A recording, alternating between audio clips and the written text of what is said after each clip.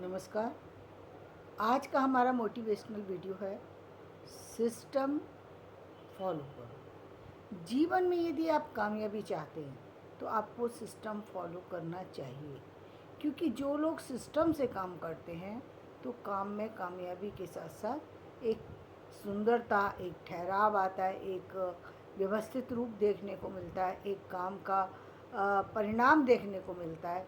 आपका यदि आप मैंने बहुत सारे ऐसे लोगों को देखा जिन्होंने सही सिस्टम रखा, उनको ये तक पता है कि उनका किस डेट को उनका काम में जो है पूरा रिजल्ट आ जाएगा, और वो बिल्कुल आता है। वो आता है क्योंकि उन्होंने उसी ढंग से उस चीज़ को फॉलो किया। एक भी दिन वो अपने टाइम से इधर उधर नहीं होते, अपने काम से इधर उधर नहीं होते, अपनी चीज़ों से इधर उधर नहीं होते। और ये सिस्टम जिसने बना लिया और जिसने उस पर काबू भी पा लिया। सिस्टम बनाने एक चीज़ है और उस पर काम करना दूसरी चीज़ है, यानी उस पर वर्क करना। जो आपने टाइम अपने लिए निर्धारित किया है, कोई 4 घंटे का टाइम निर्धारित कर सकता है, कोई 2 घंटे का, और कोई 10 घंटे का कर सकता है।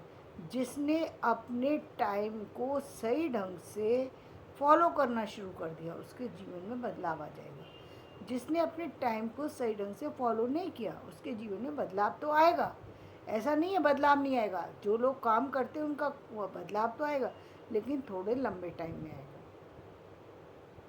थोड़े लंबे टाइम में आएगा, एकदम नहीं आएगा। क्योंकि जब आप काम करते हैं तो आपकी जो पूरी जितनी भी आपने जो आपकी थिंकिंग हो रही है या जो आप सोच रहे हैं और जो आप सफलता हासिल करना चाहते हैं, जब तक आप वहाँ तक पहुँचेंगे नहीं तब तक आप आगे बढ़ नहीं सकते। जैसे हम मान लीजिए एक एजुकेशन का सिस्टम है, जहाँ हम स्टार्टिंग हमारी कहाँ से होती है? वर्णमाला से।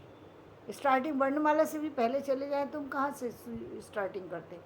जहाँ बच्चा सिर्फ रेखाएं खींचना सीखता है, कुछ जो है वो खेल खिलौने देखता है, कुछ कविताएं सुनता है।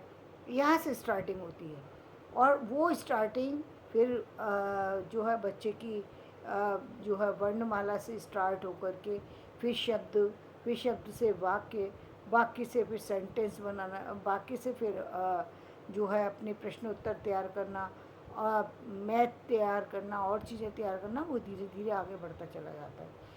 तब कहीं जा कर के वो 15-16 साल तक बराबर 8 घंटे तो उसको सिस्टम में रहना ही है।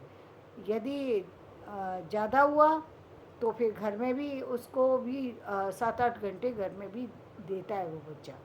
यदि सही ढंग से उसको सिखाया जाए तो पूरे 16 घंटे वो दे देता है, क्योंकि उस समय उसका माइंड अपने पेरेंट्स के अकॉर्डिंग चल रहा होता है, अपने टीचर के अकॉर्डिंग चल रहा होता है। दूसरे उसको जो भी प्रोजेक्ट मिलता है, जो भी होमवर्क मिलता है, वो उसको आकर पूरा करता है, क्योंकि वो उस समय तक अपने जो है टीचर्स की बात मान रहा होता है, अपने पेरेंट्स की बात मानता है।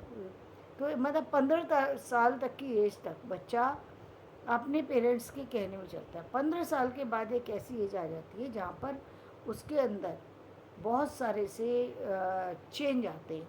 कभी वो चेंज अच्छे के हो जाते हैं, कभी गलत हो जाते हैं। यानी अच्छे लोगों में यदि बच्चा गया तो उसके चेंज जो है वो फिर अच्छाई की तरफ ही चले जाते हैं। यदि वो बच्चा किसी गलत लोगों की टच में आ गया तो बिगड़ने के चांस भी बढ़ जाते हैं।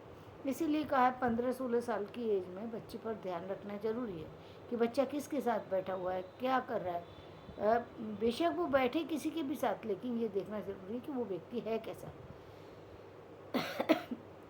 जब तक आप उस तो वो एक सिस्टम स्टार्टिंग से चलता है, फिर वो अपने आप इस सिस्टम में आ जाता है, जहाँ पर उसको काम करने की हैबिट आ जाती है, जहाँ पर उसको अपना काम कंप्लीट करने की एक आदत पड़ जाती है।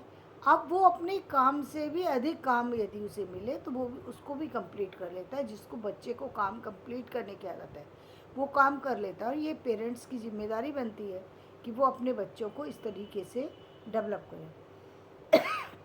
Excuse me. तो इस तरीके से जब हम काम करते हैं तो हम देखते हैं कि जीवन में जो है वो आपके में ठहराव भी आता है, आपके जीवन में बदलाव भी आता है, आप बढ़ते चले जाते हैं। इसको बंद